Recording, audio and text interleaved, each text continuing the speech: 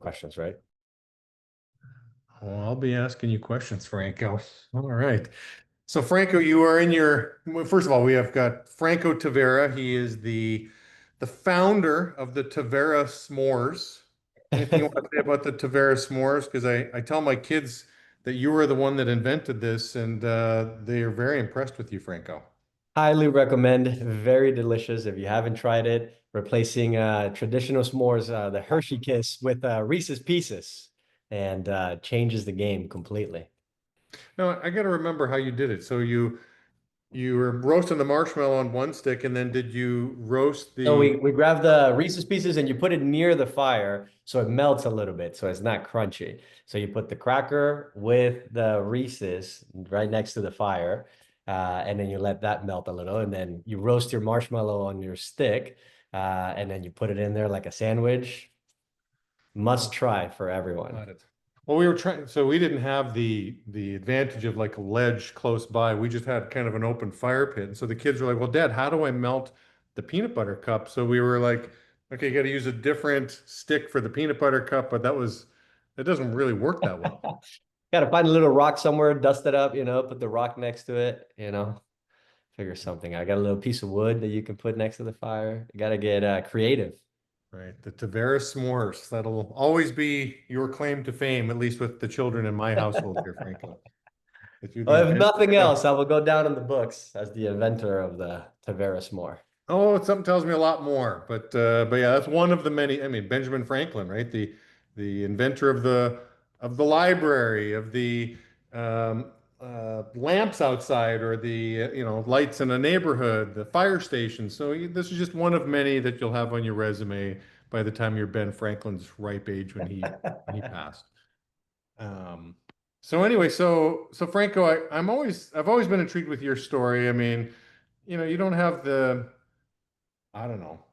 You definitely don't have my story where I grew up in a middle class family and went to school, whatever. You grew up in a very different household in Peru. So maybe just give us a little bit of your background.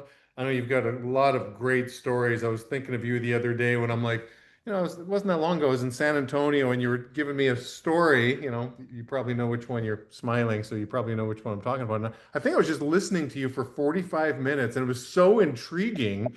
Um, I mean, obviously a great storyteller, but you've got some crazy stories. So anyway, give us whatever stories you want growing up in Peru.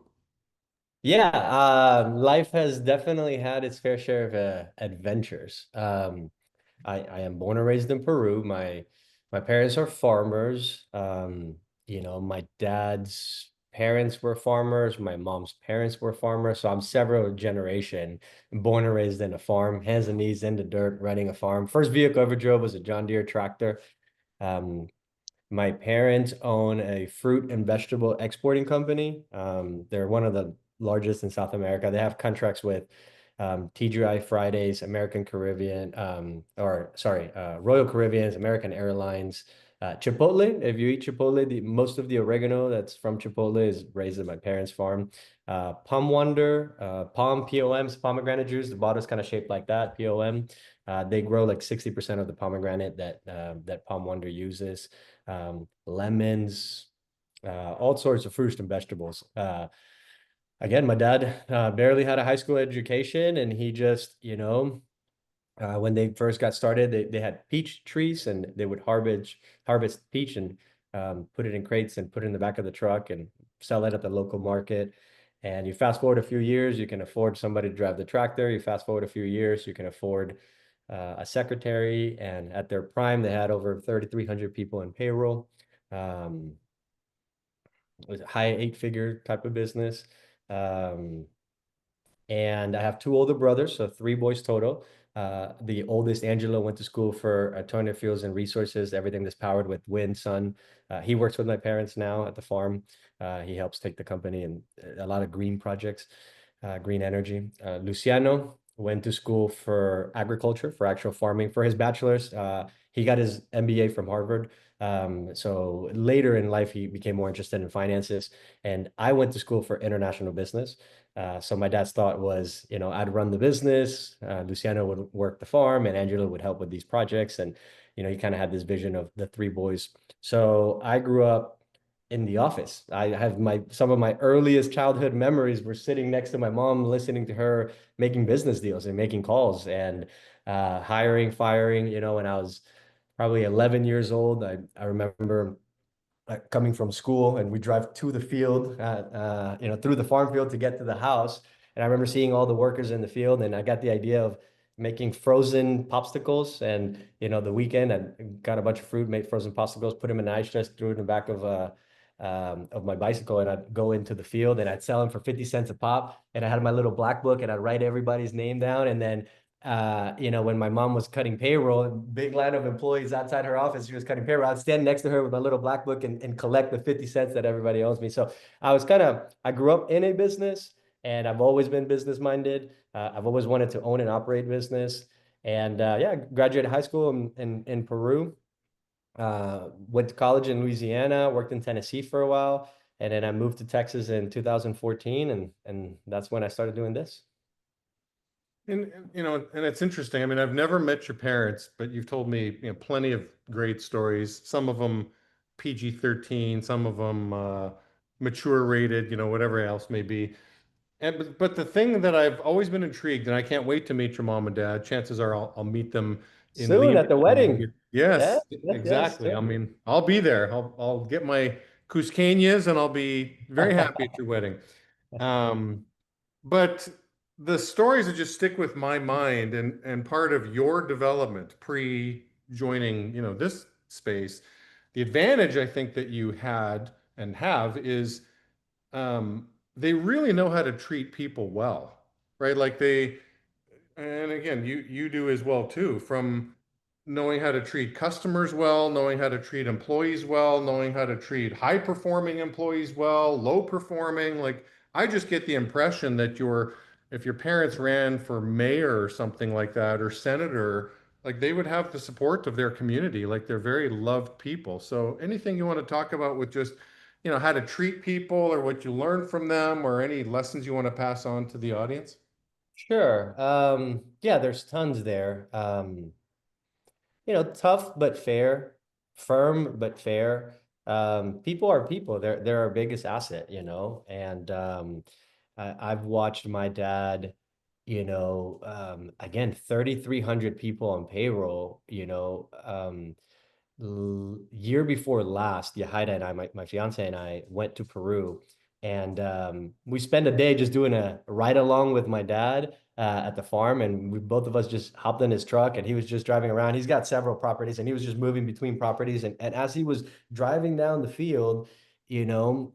And you can imagine, I mean, he's got 500 acres of lemon, right? So we went into the lemon farm, it's 500 acres worth of lemon field.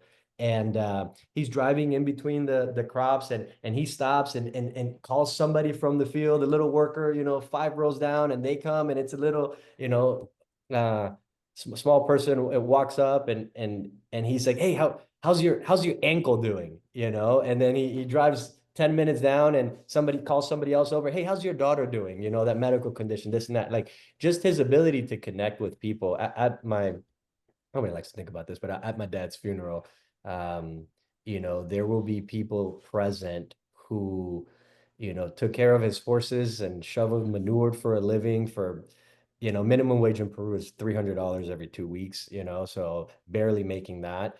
And there will be politicians, he's got ex-presidents on speed dial and he knows a lot of people in business and in politics. And at that event, everyone's going to be there and in between. So things that I learned from my dad is yeah, the ability to lead people. You add twice as much value as you get.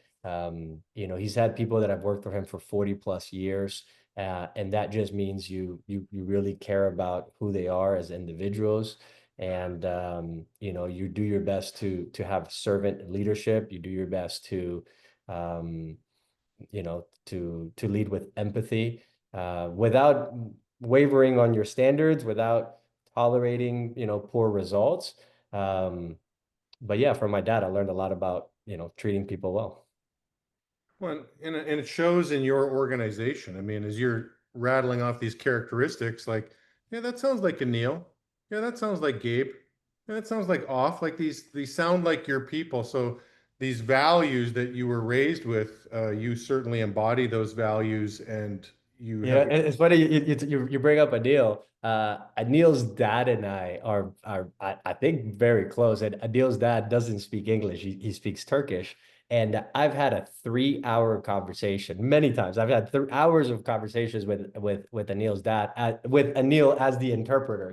So I talked to Anil that, and they're also invited to the wedding in March. And I cannot wait for Anil's dad and my dad's to meet. Because of the commonality in the values, the commonality in the example, the commonality in the character. So yeah, I think that's always been a big focus for me is building a business that was value based. I remember being an assistant manager at a BBB and talking to Vera about this and asking Vera, how do you ensure as your organization scales and as your organization grows and even our broker has grown so much even over the last couple of years and it's going to continue to grow, how do you ensure that your values get passed down, Mhm. 2 generations, 3 generations, 5 generations, you're talking about hundreds of employees and then thousands of employees. How do you make sure that your values are lived all the way through? So it's in who we hire. We talk about it on our brand. We talk about it on our recruiting. We talk about it on first wave of interviews, second wave of interviews. And then when somebody comes into the office, we live through those values. We make decisions on a daily basis based on that. You get a text message from a rep that says, hey, I'm gonna be late to work today. I got in a car accident. One can very easily look at that and be like, this guy, you know what I mean? He got, he's probably lying, like, or one can look at that and be like, oh my gosh, I hope you're okay. Is everything okay? So really living through those values that you've established for your business and finding tons of areas in coaching and in training and in day to day. There's a lot of opportunities for people to really exercise those values in their business. Yeah, that's great. I mean, I don't know how much your dad really knows of the business, but if he knew everything that I see, I mean, he'd be very proud of you. Like you're definitely a chip off the old block, and you're running. It sounds like the kind of business that he ran, where you take the time, you show that you care to your people. I think this is one of the things your people definitely admire about you, Franco. Yeah, he knows quite a bit. So it's funny because when just full transparency, when I graduated school, my dad very much had a plan in mind, which was for me to graduate school and then move back to Peru, train under current management, and 2 years later take over his business, so that he didn't have to worry about that. And things obviously didn't go that way. And at first, it did put a little bit of a strain in the relationship between my dad and I. And over time, we've worked on that a lot. And now every phone call starts with "How's business?" That now years later, that conversation is a lot different. But as you were brought it up, I just went on my Instagram. Here's a video of my dad doing a morning meeting for my guys in the office. So it's changed a lot from where it started of you know why are you doing this or why are you doing that or why not the family business, and over time, now he understands it and now the conversations are completely different, but it wasn't always like that with him. Yeah. Yeah. Yeah, but the pride of like my son is he's taken what I was important to me. Like obviously he initially thought, well, the business is important, but no, what's most important is you've become a version of your father in many ways, just in a different country, in a different industry. But I mean, if you were my son, I'd just be very proud. Like, okay, he's embodying the values that he was raised with. So that's That was great. the conversation we had. My dad taught me early on, nothing's given, everything's earned. Hmm. And you have to work for everything that's coming your way. And I got tons of stories and ideas and examples of how he instilled that in me. And that's part of the reason why I chose not to run the family business, because I wanted to build something of my own. And I told him, I need you to trust. You've done a phenomenal job. You've taught me work ethic. You've raised me with great values. And I just need you to believe that what you taught and instilled in me has worked. And I'm going to build something just as big, is not bigger, but I'm going to be able to say that I did it without anything being handed to me, and that was very important to me. So. Hmm. That's awesome. All right, to shift gears a little bit. So, on some of the memories are popping up on my social media feed. Like, oh yeah, 5 years ago. Oh yeah, I had just moved to Minnesota 5 years ago, July 22nd, 2020, I guess, COVID, all these COVID memories are coming back. And I was thinking about you and your business because pre-COVID and COVID, you're running two different kinds of businesses. So just kind of walk us through what happened during COVID, because some could say COVID was, minus the, people getting sick and things like that, but a lot of people could say COVID was the best thing that happened to my business. So I'm curious your perspective on just kind of pre-COVID, post-COVID. Yeah. Everybody experienced that year was very different for everyone. For me, on a personal basis, it was the best year of my life.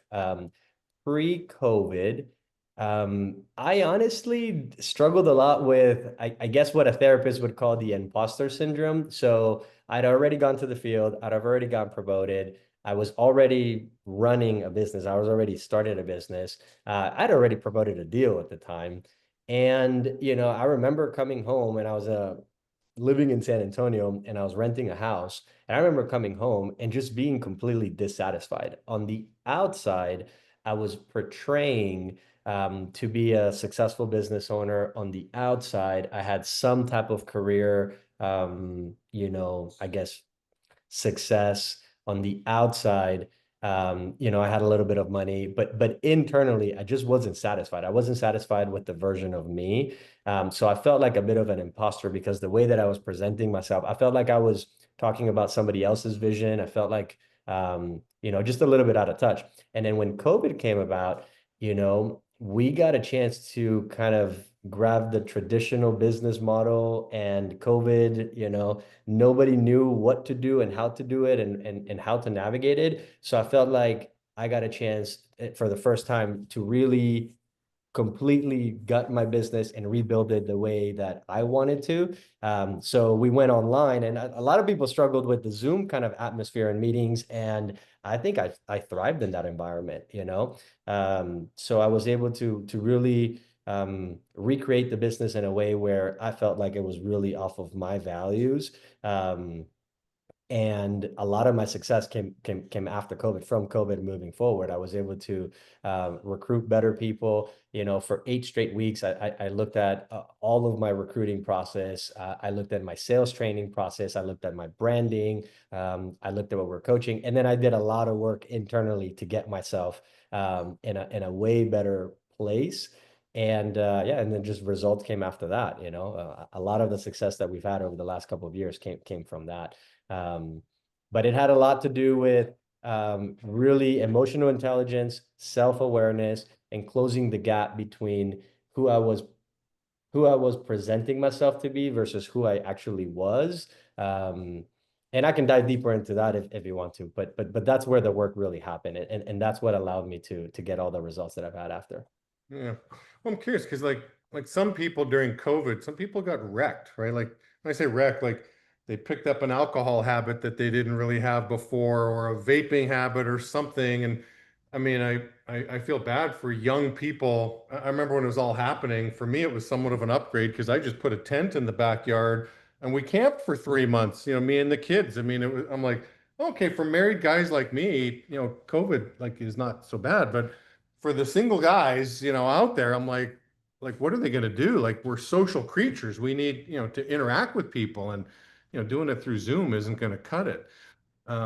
So yeah, I'm just sort of curious. I, Like, I you think obviously took that time to reflect, and it was a very positive experience. Maybe you got a little wrecked, and I didn't know about it or something like that. But you really grew. So what do you credit that to? Perspective. And I think, again, back to my parents, I think this is one of maybe the advantages that I had in just how I grew up and where I grew up. Um, Peru, it's not a stable place. We elect the president every 4 years. In the last 10 years, we've had 6 presidents. They either keep getting shot, going to jail for corruption, and then, somebody else gets elected. There's all sorts of so my parents running a business in that environment, they've dealt with challenges their entire life. And and big challenges, so to me, everything is perspective. And adversity doesn't build character. Adversity reveals character. You already are who you are, and adversity doesn't necessarily make you stronger. Adversity just reveals what's inside already. And a part of me, maybe it's because I have the entrepreneur bug, but a part of me kind of lives for those moments. When things are going great, it's actually kind of boring. When things are, working, operating, everything's fine, is running itself. When business is cranking, it's kind of boring. I really live for the challenge. I really live for those moments. And that's where all the reward is when, many things, COVID, the pandemic. In 2016, I was running a market in Houston, and one of the other vendors had a store situation that caused one of our retail partners to completely pull out from all vendors. So that impacted me, and I had to move cities. At one point, I was running a market, and a hurricane hit the city and wiped half of the city out, and then I had to move markets again, and then COVID and all these different things. If somebody chooses to be an entrepreneur, those are the moments that we get called to action. And I remember specifically, anytime high pressure, high stress, where all stakes are in hand, I remember calling different coaches and saying things like, is it weird that a small part of me is actually enjoying this? Because this is what I'm meant to do. I'm meant to solve problems. I'm meant to take pressure, and I'm meant to, come out on top on the other side. You don't win every single hand, but if someone's a real entrepreneur, those are the moments that they really live for. So, yeah, 2020 was challenging for a lot of people. What I did the most is shut my ears and focus on my eyes. I'm like, I'm not listening to what anyone or anything has to say on what could have, should have, would have. Most people are idiots. And if everybody's going left, I'm going to go right. So I just, independent, free thinker, rather than going with the masses. And what everybody else has to say is typically irrelevant. So I make sure that I sit down, I plan out best case scenario, worst case scenario. I allow myself to go into both places. Worst case scenario, the world ends. Best case scenario, the world succeeds. We're probably going to be somewhere in the middle. And I've always tried to do that. And I, again, back to my parents, they run the same business. If you ask my dad how's business, he'll say, this is the year that we sell for 8 figures. If you ask my mom how's business, she said, this is the year that a bank comes to collect. It's like, it's the same business. Which one is it? So I get both sides, the optimistic and the pessimistic. When COVID happened, or really anytime I faced adversity in my business, what's best case scenario? Okay. What's worst case scenario? Okay. We're probably going to be somewhere in the middle. Yeah. That's great. I mean, some people really do lean in, and I call it crisis leadership, right? Like I remember when 9/11 happened and how Rudy Giuliani handled that situation. And then President Bush, I think most people don't realize if you were to Google who is the most favored president of all time, it was George W. Bush during 9/11. We all had a common bad guy, and his response to that bad guy really rallied the nation. Now, I won't get into Uh, politics going into Iraq and all that you other want me stuff. to you want me to comment on that? Well, I mean, it was a brief stint as the most Yeah. popular president. It wasn't a Yeah, long-term we change. were given a common enemy, I think, but Yes, I yes, don't think we were exactly. picked that common enemy. Yes, this is true. But it was interesting to study that when it was happening, and it was interesting during COVID as well too to study that when it was happening because I kept saying to myself, I'm like, this stuff doesn't happen very often. I can't remember, I think the last pandemic was the Spanish flu in 1918 or whatever it was. So hey, take notes. Or even like when the Great Recession happened in 2008 or 2009, I'm like, I remember running morning meetings. I'm telling everybody, hey, take notes. And as you're going into businesses, you're talking to people inside stores, or you're going to people's houses, just take notes on how people are like handling this situation in this time, because this is unique. So Mm. yeah, that whole crisis leadership I find fascinating. But yeah, you hit the ball out of the park during that time. So, kudos to you. And the next time we have a crisis, we know where you stand in your crisis leadership, Franco. Yeah, I am the in case of emergency button where most people, and I don't know if that's nature, I don't know if that's nurture, fire going on. Some people run away, some people run towards it. I've been in a lot of high stress situations in my life, and something about me just remains calm and just remains focused. and it's never as bad as you think it is, and that's helped me a lot. Yeah. Mm. Yeah, I've heard, when there's a tense situation, people resort to one of three things. They either fight, flight, or freeze. I'm assuming you're the fight guy. Always, Always. always. You're the You fight. can't You're bench the your fight. best player. Always. Yeah. And so I know we're running out of time, but I'm curious if you could touch on EQ. Um, what are your thoughts on EQ? I mean, obviously you're sensitive to how your people around you feel, and you're a big proponent of, hey, culture. I gotta run a great culture in my business. So just talk a little bit about EQ here, Franco. Emotional intelligence. Yeah, there's obviously IQ, EQ, which is your overall measurement of your intelligence. EQ is emotional intelligence. Um, Most of my coaching is with that concept in mind, emotional intelligence, the ability to lead, and to walk people through their emotions. I work with a lot of individuals that are in their early 20s to late 20s. And one of the first things that I try to instill in them is the ability to understand emotions and where they come from. Every emotion has two components. There is the trigger that sends you into the emotion, and then there's the physiological reaction to that emotion. If you take something like fear, for example, if I'm walking down the woods, having a great time, I'm feeling on top of the world, I'm on a hike, I'm out in nature, I'm feeling great, got the sun hitting my skin, and I'm feeling amazing. And then a bear pops out, right? You're going to look at that bear, that's the trigger. And then there's a physiological reaction. You feel a nut in your stomach, the hairs on the back of your head, on your back stick out, your palms get sweaty. So every emotion has a trigger, and then every emotion has a physiological reaction. So whether it's stress, anxiety, love, hate, ecstasy, enjoyment, frustration, every emotion has a trigger and a physiological reaction. So in my team, we teach a lot about understanding your emotions, why you feel the way that you do. Somebody getting a zero, like let's really dive into why that actually bothers you. Somebody missing a target or somebody quitting on your team.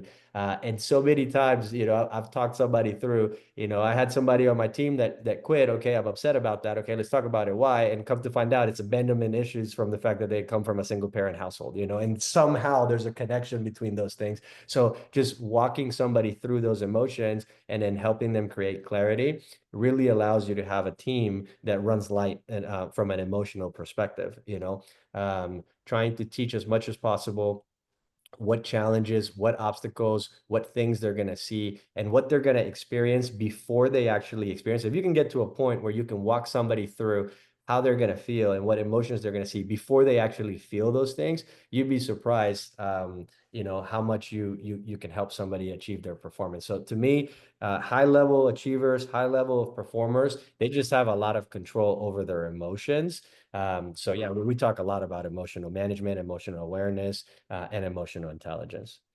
Hmm. Yeah, I've back tested this. I remember hearing this years ago. It's like, people aren't going to remember, what you said. They're not going to remember the things that you did, but they're going to remember how they felt around you. And I was kind of like, huh, is that true? So then I just started, reminiscing on, like, my elementary school teachers. I'm like, oh, is that true? Like, can I remember anything that they taught me? I'm like, no, not really. Can I remember what they did? No, not really. But do I remember how I felt being around them? I do. I've got these memories from when I was 6 and 7, 8 years old. So I do think there's huge merit to obviously to be had in, like, developing that muscle of your EQ. If you had to give somebody a go-to on, hey, you want to work on your EQ muscles? Here's the go-to. Here's the book, or here's what I do. How would you answer that question? If they want to work on their emotional intelligence, well, I mean, books is definitely the first place to start. Emotional intelligence, there's the emotional intelligence habit, which is a follow-up to emotional intelligence 2.0. Books like Crucial Conversations, anything Tony Robbins, Tony Robbins talks a lot about emotions, understanding your emotions. I'd probably start with any of those books if somebody really wanted to dive into their emotional intelligence. Um, And then, depending on resources, therapy helps a lot, I actually have a therapist that's worked with my family, that I sometimes recommend to my guys as well too. So yeah, just really owning your emotions. So I'd probably start with those books. That would be my suggestion. Awesome. Well, thank you, Franco. I appreciate this time here with you today. All right, Jamie, appreciate you too. Okay. I'll talk to you guys soon. Okay, sounds good.